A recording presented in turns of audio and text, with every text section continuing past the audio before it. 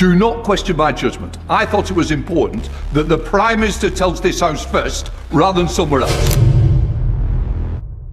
What if one quiet decision made behind closed doors was enough to shake British democracy to its core? Tonight, Westminster is not just divided and it is on the brink. MPs are turning on their own Prime Minister, markets are reacting, voters are furious, and the question echoing through the corridors of power is chillingly simple. Was Brexit just quietly undone without the country's consent? Because in the last few hours, leaked documents, secret negotiations and a rebellion inside Labour itself have triggered what some are already calling the most dangerous political crisis of a generation. This is not a routine vote. This is not political theatre. This is a moment that could end a premiership and rewrite Britain's future. Stay with us, because what happens next may change the course of the United Kingdom forever. Before we go any further, let me ask you something. If you care about what's really happening in British politics behind the headlines, beyond the spin, then please take just 1 second to like this video and subscribe to the Britain Daily. It's completely free and it helps us keep bringing you the hard-hitting stories that matter. Westminster is in turmoil tonight. What began as a routine political announcement has exploded into a full-scale crisis, one that now threatens the survival of a Prime Minister and the stability of British politics itself. Just hours ago, the government confirmed plans to lower the voting age across the United Kingdom. For the first time in a general election, 16 and 17-year-olds will be allowed to cast their ballots. Ministers say the move is about modernising democracy for the 21st century. Supporters claim it will energise young people and strengthen civic engagement. But critics see something very different. They see desperation, they see manipulation, and they see a government already losing its grip. Because this announcement did not land in a vacuum. It arrived at the exact moment Westminster was already teetering on the edge.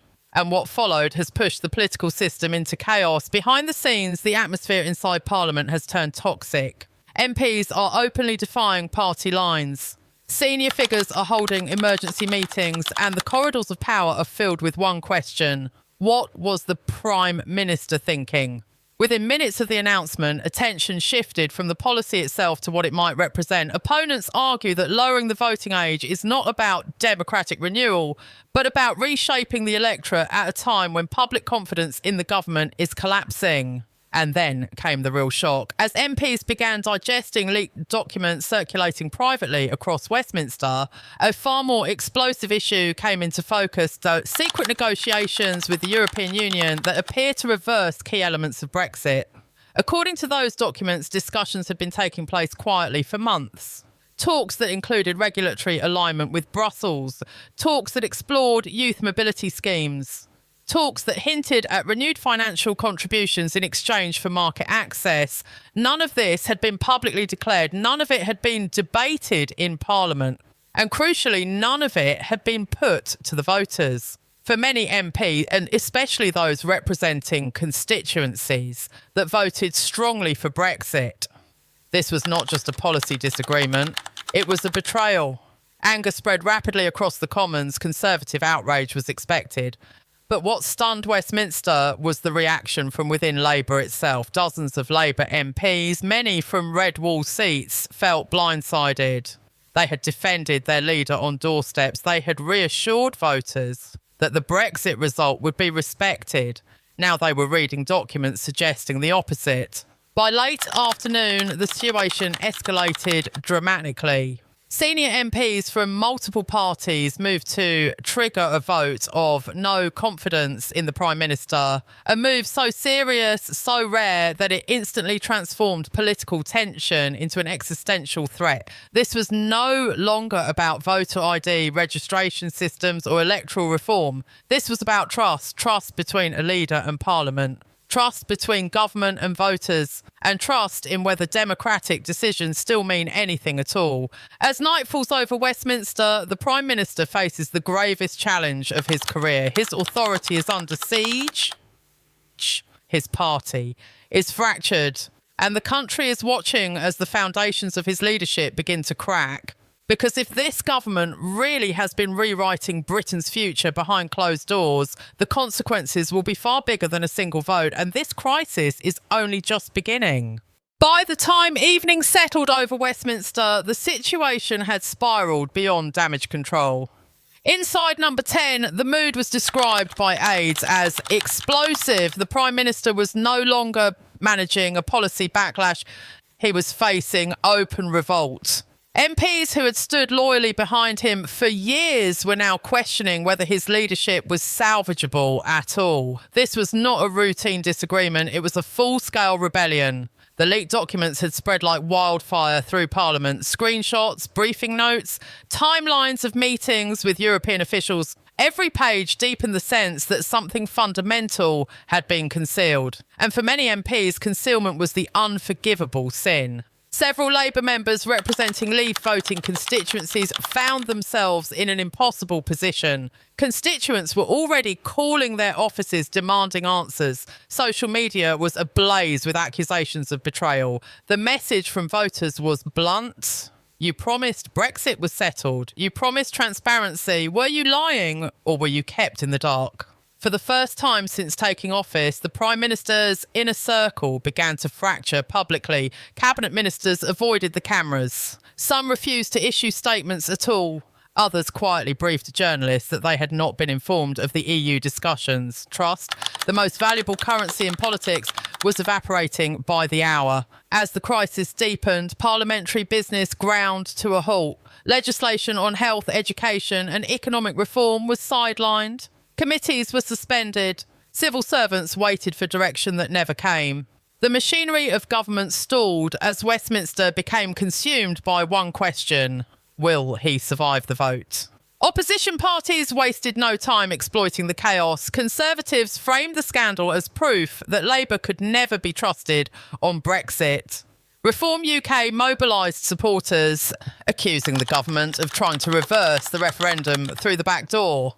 Even the Liberal Democrats, traditionally supportive of closer EU ties, criticised the secrecy, warning that rebuilding trust required honesty, not hidden negotiations. The financial markets noticed too. As uncertainty intensified, the pound slipped. Analysts warned that prolonged instability could damage investment and stall growth. Business leaders called for clarity, fearing that Britain was once again drifting into political paralysis. Behind closed doors, the Prime Minister's team scrambled to count votes. Phone calls went unanswered.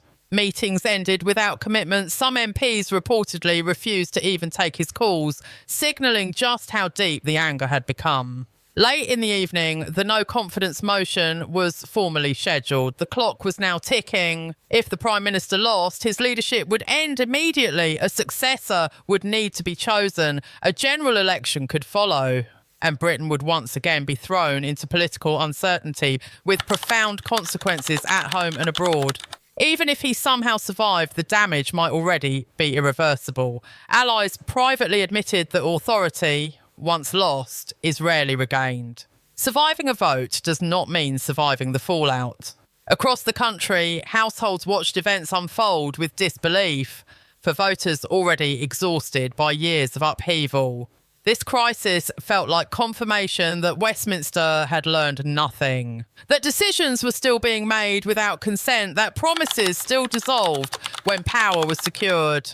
And as the night stretched on, one truth became impossible to ignore. This was no longer just a leadership crisis. It was a crisis of democratic trust. And the final reckoning was approaching fast. As night deepened over Westminster, the sense of inevitability became impossible to escape. This was no longer about leaked documents or political manoeuvring. It was about survival. Whips moved urgently through the Commons corridors, counting numbers, recalculating loyalties, and quietly admitting what many already suspected. The vote was dangerously close. MPs who had once been reliable were now wavering. Some demanded public assurances, others wanted resignations. A few simply wanted distance, sensing the political ground shifting beneath their feet. For the Prime Minister, isolation set in. Once viewed as disciplined and methodical, he was now portrayed by critics as secretive and reckless. Allies who once praised his caution were openly questioning his judgment. Opponents argued this crisis exposed a deeper disconnect between the government and the electorate,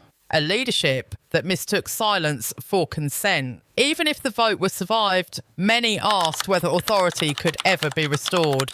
Across Britain, the reaction was visceral. Phone-ins filled with anger, comment sections overflowed with disbelief. Voters from all sides expressed the same frustration. How could something so fundamental happen without us knowing? The issue cut across party lines. This was not left versus right. It was trust versus power. Regional tensions intensified. In Scotland, the crisis reignited arguments that Westminster could not be trusted with constitutional decisions. In Northern Ireland, concerns grew about further instability. In Wales, calls for greater autonomy resurfaced. What began as a leadership crisis was now threatening the cohesion of the United Kingdom itself. Internationally, the damage was already visible. Allies questioned Britain's reliability. Diplomats spoke cautiously. Investors hesitated. Economists warned that prolonged uncertainty could tip a fragile economy toward recession. Confidence, political and economic, so it was draining away in real time. As dawn approached, speculation turned to what would happen next. A defeat would end a premiership. Instantly, a leadership contest would follow. The possibility of a general election loomed. Britain could be heading back to the polls sooner than anyone expected, not because of public demand, but because of political miscalculation. Yet even survival carried a heavy price. A leader who wins but loses trust governs on borrowed time. Every decision becomes contested, every policy questioned, every promise scrutinised. The authority of office, once fractured, rarely heals completely. And beneath it all lay the deeper issue: democratic consent. For millions of voters, Brexit represented a settled decision. The perception that it was being quietly unravelled without mandate struck at the heart of public faith in politics. Not just in one party, but in the system itself. As Westminster prepared for what many described as one of the most dramatic parliamentary confrontations in modern history, the country waited, holding its breath, watching, wondering whether this moment would be remembered as a turning point, when secrecy collided with accountability and power finally met consequence. Because by the time the final votes are counted, one truth will be clear: this is not just about one leader. It is about who truly decides Britain's future, Parliament or the people. And that question is far from settled.